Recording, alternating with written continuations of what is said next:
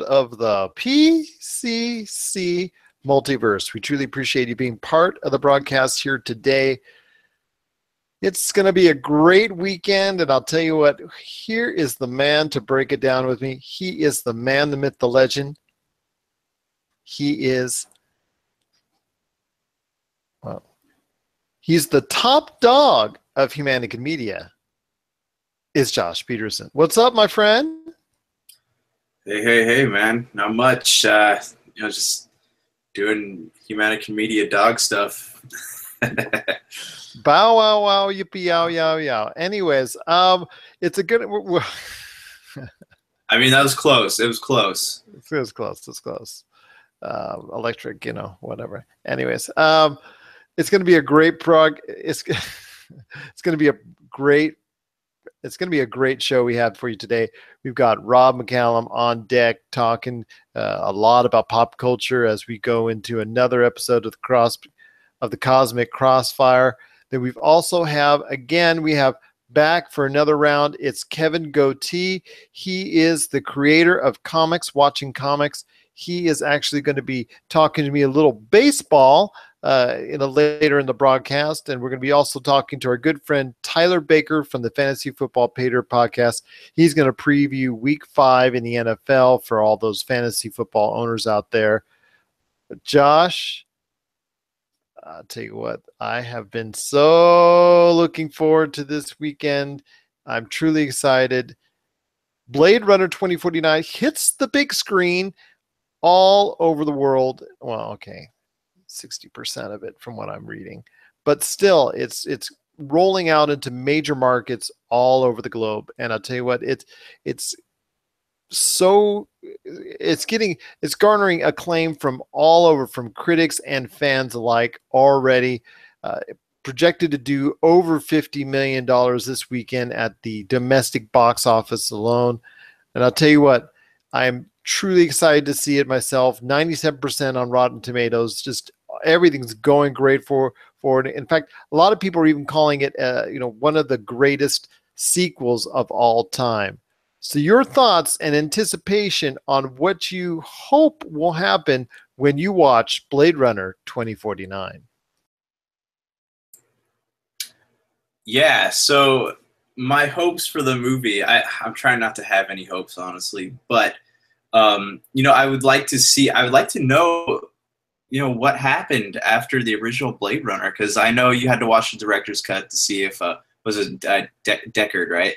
To find out if he was actually a replicant, and because it all depends on the cut. They're actually in existence. There's 7. So many different cuts, yeah, and it's weird because like Blade Runner is one of those movies where it's like if you're not truly dedicated to I guess figuring it out, or if you're not truly not obsessed, but like you're one of those people who likes to go back and like fine comb movies, you're probably not going to want to watch like a director's cut or another version of it, because to some people it's overly complicated for them to like be like, oh hey, I want to watch this a second time. So well, yeah, I'll tell you what, the director's cut is the one that's being floated around now. It's being shown prominently on Sci-Fi. It's the one that's being floated around most often in DVD and Blu-ray formats. There's also the theatrical release. Now, if you see the theatrical release and you see the director's cut, you're going to see substantial differences. In fact, that's where the question comes up: Is Deckard a replicant or not? Because if you watch the theatrical version, you don't get that sense at all, because there are certain scenes cut. But once they're put back into the director's cut, and even a cut that was actually made in the 90s, that actually puts that back in, that possibility that he is a replicant in those particular cuts of the movie. Right. And it's I don't know, man. Like I'm excited about it, but it's a very complicated movie. And so I've been telling people, like, luckily my dad is like super stoked on it and he wants to go see it. But if my dad didn't want to go, I'd probably just end up going by myself, because it's such a complicated movie and you really have to be smart and, into sci-fi stuff to comprehend what's going on. But even if you don't, you still just the visuals of that time have transcended over the years, which makes it in part why the movie has become more famous and such a cult hit over the years. Right. Yeah, that's true too. I was talking to someone who, you know, they had never seen the original, and they're like, "Oh yeah, I'm excited for Blade Runner 2049." So naturally, I'm like, "Okay, well, tell me why." And they go, "It was a girl," and she goes, "Because of Ryan Gosling." So I mean, I guess that's, you know, whatever. He's gonna pull people into the movie. My fear is that people are gonna go into this movie and they're gonna come out saying, it's too complicated. I don't understand it. It's going to turn other people off from seeing it. So you know how, you know, word of mouth goes around like that. But yeah, Right now we just checked social media, and word of mouth is very, very strong on the movie. So that's at least initially a great sign. right. But yeah, so you know, the movie itself looks good. Jared Leto, I'm curious, is he going to end up being? Is he going to be a villain? Is he going to be the you know, a misguided anti-hero? What's going on with him? And there's so much I don't know about the movie, and I'm fine not knowing, because I feel like I'm just gonna get in there and I'm gonna be surprised and have my mind blown. Okay, what's up? I was going to say, you saw the original movie, correct? Yeah. And what were your impressions of it as far as overall? I mean, like you said, you have to be really. I think you said that you have to be really smart when you're watching the movie, correct? Right. I mean, even if you're not smart, you have to be able to watch the movie and be able to catch on to things really quick. So, because you know, they have like brief lines of dialogue that explain such and such, and it while it's a very good movie, I loved it. It's just it's not something I would show somebody to get them hooked onto into the sci-fi genre, just because of its magnitude of story. And it's a great story, mind you, but it's just not one that's easy to follow. But let me ask you this. We're talking about all the director's cuts. I noticed, because I've been trying to find the final director's cut. Like, I finally found it on Amazon, and I've been waiting for it to get shipped to me. But why is it, do you think, that stores aren't selling new editions of Blade Runner that have like the little movie tickets in them and whatnot? Because they usually do that when a new movie comes out.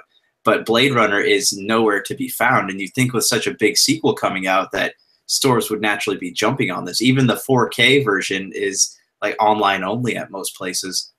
That's a good question. I can only tell you that the director's cut, there's the director's cut came in the 90s, and then the final cut, which was actually approved 100% by the director.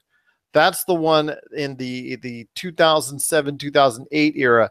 That one is the actual definitive vision of Ridley Scott, not the director's cut in 92. And I know that makes absolutely no sense to people out there not familiar with the franchise. Believe me, it's sometimes it's very difficult to explain. But I will say this, as far as I know, that the final cut was being shown in theaters on both Wednesday and as a doubleheader Thursday with the premiere of Blade Runner 2049 itself. Maybe that's why, but I can understand your reasoning why they didn't go ahead and pitch this more, as far as, and they could have gotten more sales, because people are now curious about the movie. And I think going forward, people that watch 2049, because obviously more people are going to see it in the theaters than anybody who did in anybody who saw it in the theaters originally back in 1982. They're going to see the sequel much more so than they are that. And the reason why it's become so popular over the years is because it became popular over tape, VHS tape, DVD, Blu-ray, and what have you. So Blade Runner, to me, as far as I think, will be more popular. People will have a demand for the original movie as 2049 stays in the theaters and gains some momentum. So you're right. It maybe is a miscalculation by Warner Brothers. I'd like to see them go ahead and at least make that more accessible to everyone out there. Maybe they figure it's so old a movie, people really won't have an interest for it. But I have a feeling you're right, that they people that didn't get a chance to see it over the years will now suddenly want to clamor and understand the whole Blade Runner, lifeline as far as from 2019 to 2049, and even take a look as far as the 3 different mini movies that were made in preparation for Blade Runner 2049, including the anime and also as well the one with Jared Leto and the one with Dave Bautista. They can check that out on YouTube, and they'll be looking forward to watching that to make sure they can get all the pieces in place, because if Blade Runner 2049 does well, even though I've been told and under reviews and under embargo and whatnot that it's a very self-contained movie, I have no doubt Warner Brothers will try to push the button on at least a 3rd movie, if not a full-fledged franchise. All right, so just for a minute, then let's go back and talk about some stuff from the first one. So, okay, so what we know about replicants is let's break this down a second. So what we know about replicants, well, I'm going to let me do a void comp on you. Let's make sure. Okay, let me ask you a question. If a tree falls in the woods, would you hear it? If it yells loud enough. Okay, you are definitely a replicant, but go ahead. All right. Well, okay, so replicants are only supposed to have a lifespan of 4 years from what we know. Unless, the Nexus 6 model. That was the Nexus 6 model, which was portrayed in the film by Rutger Hauer, Joanna Cassidy, Brian Jones, and also as well, gosh, off the top of my head. Hold on. She married Antonio Banderas. I can't believe I can't remember this.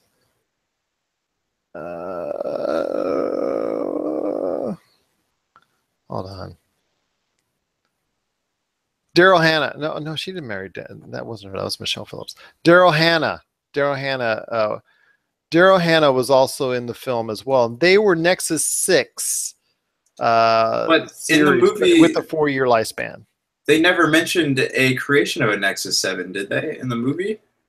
They didn't per se, from what I remember, but there is a point where he does indicate after the void comp test that Sean Young's character walks out of the room. He is told, that meaning Harrison Ford, by Tyrell that she is different as far as a replicant is concerned, but they don't allude to how until the end of the movie, when they say that they allude to the fact that she has no lifespan.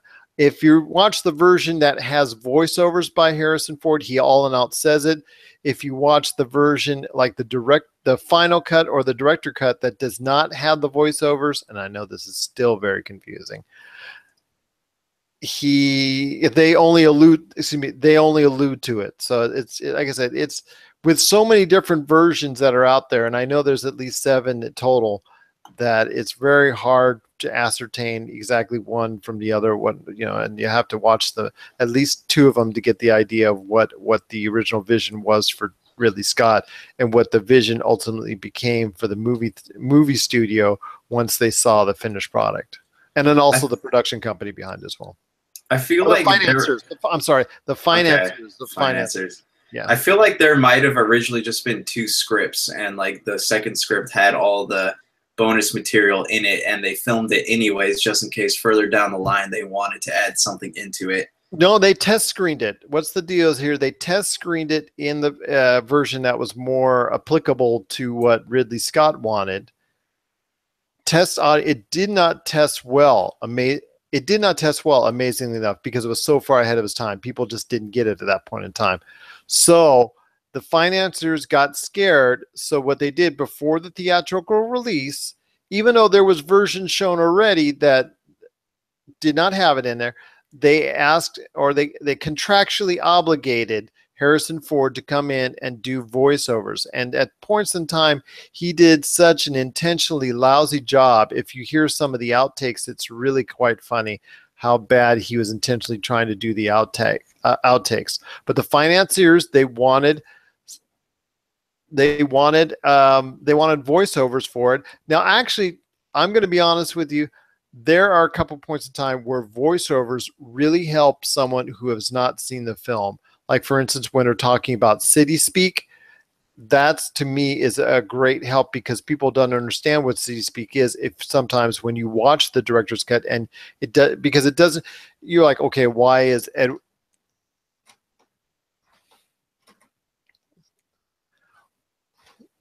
my printer?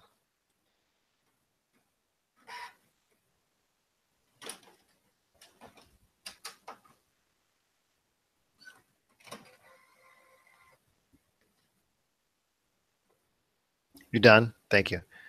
Edward James Olmos's character, Gaff, he speaks for most of the movie that he's in city speak. So, or actually, so his appearances early on are in city speak, but you don't really understand what that is unless you get that voiceover. So that's not included in the final cut. So that's a problem I have right there. And then I like a little bit of the narration at the ending. I think it really helps, especially when spoilers. And if you haven't seen it yet, it's 35 years old. You got to see it.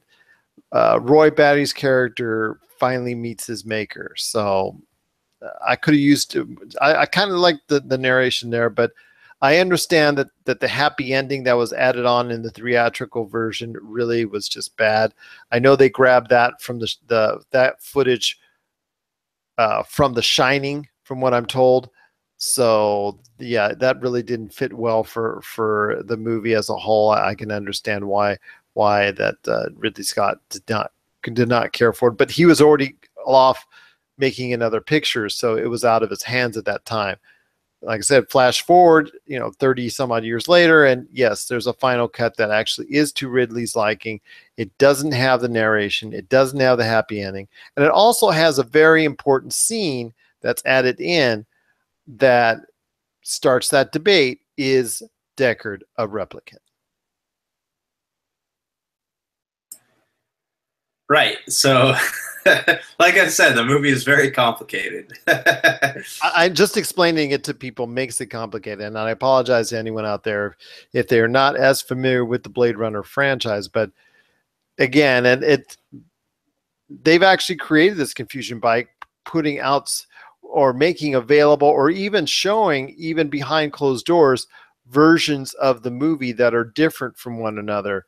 And sometimes in this case, certain scenes are out of one version that are in another version, and it totally means a different thing for the movie. So, watching the original, like I said, still to me is a great experience. It is my number one choice. If you take a look at my favorite films, which is located on our site, popculturecosmos.wordpress.com, also as well. You can check it out as well, based off of, well, actually, you can just check it out right there. So it's definitely a great movie for me, a feast for the eyes. The score is outstanding, and it just is truly an experience to behold, even, and it still holds up to this day. That's one thing I like about it best. The movie still holds up today.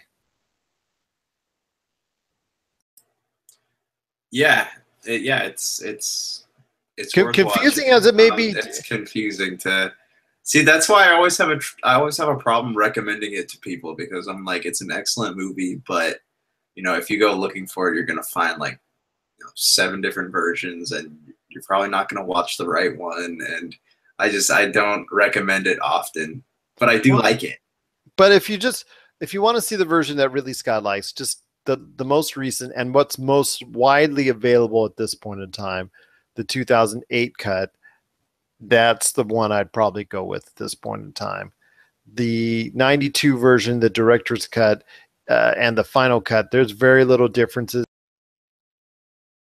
The only difference being that there's a lot of it's just color shading, and then also some special effects were put into the final cut. But that's basically most of it. It's the what was originally shown in theaters, and what ultimately Ridley Scott wanted and ended up doing and ended up molding into is what came out of it. It's the version that you want to see. So yeah, but it's probably just say the final cut. Let's just go with that one.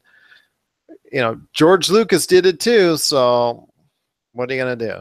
It's their movies. Yeah, that's true. But there's not like 7 different versions of Star Wars. It's the only thing. But just 2 from what I remember. Yeah, I get what you're saying though. But yeah, so anyways, we know replicants. So I'm curious to know if Deckard is a replicant, what model replicant is he? And I want to know exactly what these replicants are made of. Like, they're bioengineered humans, but are they, what makes them different? Like, how are they created? What is the process there? I know they have Jared Leto's character who actually like brings them to life, and they were outlawed on Earth. So why is Jared Leto's company on Earth now creating more replicants? That's the thing you have to see. If you go to YouTube and you see one of those mini movies that was made for obviously promotional purposes, it explains Jared Leto having a meeting, I believe in the 2030s range. I'm not exactly entirely sure. I watched it a couple weeks ago, but it explains why Jared Leto's character, Wallace, is actually now able to produce or at least try and get the prohibition lifted on replicants. And then also explains as well, if you watch the anime that's now widely available on YouTube, that is a great anime that was made, and as far as taking a look at explaining what happened in 2022 when the replicants tried to fight back and cause the prohibition in the first place. So, and then now it's all leading up to whatever is going on in Blade Runner 2049 and maybe an ultimate battle between humans and replicants. I'm not sure entirely. It's kind of looking like that, but there's a discovery that's made and that might lead in that direction, or might there's probably more than one bit of information that might lead in that direction. So it's definitely I'm very, very excited I'm very, very excited to hopefully be seeing it, and I'm definitely going to be looking forward to it when I sit down to the theaters and I actually get a chance to enjoy it. So any last thoughts on Blade Runner 2049 now that I've totally confused the heck out of you?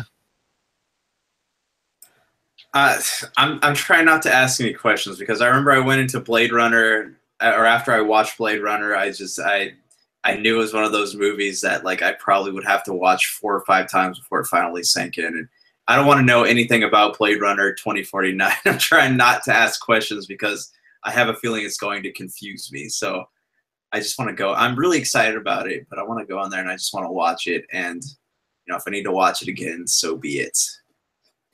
But I'll tell you what, it's a long movie, so be prepared for it. It's 2 hours and 45 minutes long. Just letting everyone out there know.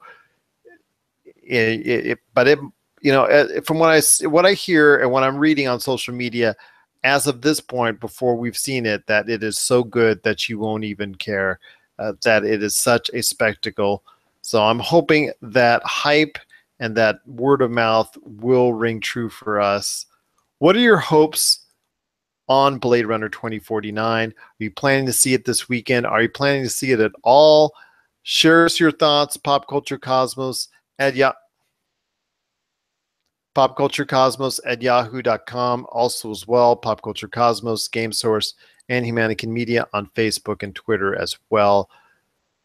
Tell you what, we're just so excited for Blade Runner 2049, and if all goes well, hopefully we will be giving our thoughts on the movie itself, kind of a breakdown of the movie on our Monday show, the Pop Culture Cosmos show, 10:30 p.m. Eastern, 7:30 p.m. Pacific on the Podcast Radio Network. So again, it's going to be a great show here today. We've got Kevin Goatee standing by. We've also got Tyler Baker standing by from the Fantasy Football Pater podcast, and also as well my good friend Rob McCallum with another edition of the Cosmic Crossfire coming right up. But first, he's always here for Fridays. It's our man. It's our man who creates music for us for the PCC Multiverse. It's Plasma Z, and this is Shadows of Chernobyl. Kind of fits in the mood with Blade Runner 2049 right now. And this is the PCC Multiverse. And we're back to close out the show. This is Gerald Glassford from Pop Culture Cosmos and Game Source. We truly appreciate you being here as part of the PCC Multiverse. Before I let everybody know about where they can catch our show if they need to download it or stream it, and then also as well the Pop Culture Cosmos show, our Monday show, which is the #1 show 7 months in a row on the Podcast Radio Network. Tell us everything that's going on in the world of Humanica Media. I mean, you mentioned the Tuesday show. We have this weekend, we'll be recording a new What About This, so you'll have that on Monday to look forward to. You can check out a new mini version of Super BS, which is kind of just a catch up with some old friends. That's now available on iTunes. And then, yeah, we'll have more Topic Apocalypse coming at you in the next couple of weeks. We're just doing some transitioning here. And check out Inside Sports every Wednesday nights. And yeah, that's all we got right now. That's awesome indeed. Plus also as well, check out Attack of the Humanicans every Tuesday night, 7 p.m. Eastern, 4 p.m. Pacific on the Podcast Radio Network. And you can always catch a lot of their great shows on Apple Podcasts, Podbean, Podcast.com, and so many YouTube and so many more outlets. Check Humanican Media on Facebook and Twitter for all the great details.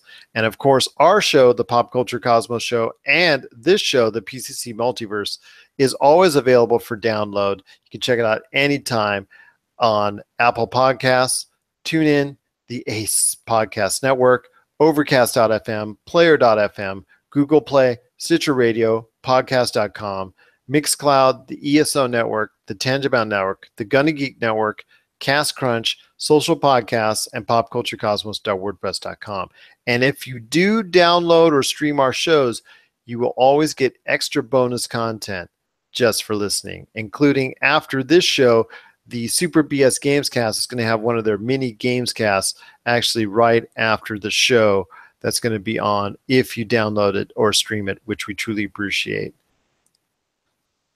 So, Josh, it's been another great episode we've got here today. Any last thoughts on the way out? Blade Runner 2049, Blade Runner 2049. Yes, go see the movie. Everybody listening, go watch Blade Runner. We need more movies like Blade Runner, so go watch it. Justify making a third one. Definitely, because we've I've been long clamoring for something like this, that a sci-fi has really hit home with audiences, that doesn't fall in the nature of a formula type deal. So I'm definitely hoping that people will make it a big hit, so that maybe something like that will generate and a whole new Blade Runner universe, which should have been created back in 1982, will actually finally get its just due. And that's what I'm hoping for indeed.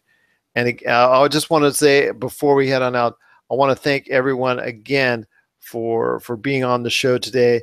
That Josh, of course, Rob McCallum, Kevin Goatee, Tyler Baker, we truly appreciate it. And thanks again for listening to the intro, which again is dedicated to all those people that are suffered or lost their lives in this past week's tragedy here in Las Vegas. I will tell you that the Las Vegas community is definitely getting back into shape. It's been truly inspiring to see everybody doing everything they can to help each other, and it's very heartwarming indeed. The circumstances from which this has come under, unfortunately, is tragic, but at least we're trying to get through this together, and it makes us definitely Vegas strong. So for Josh Peterson, this is Gerald Glassford. We thank you for. It's another beautiful day in paradise here in the PCC Multiverse. We thank you for listening. And here's hoping you have yourself a great day.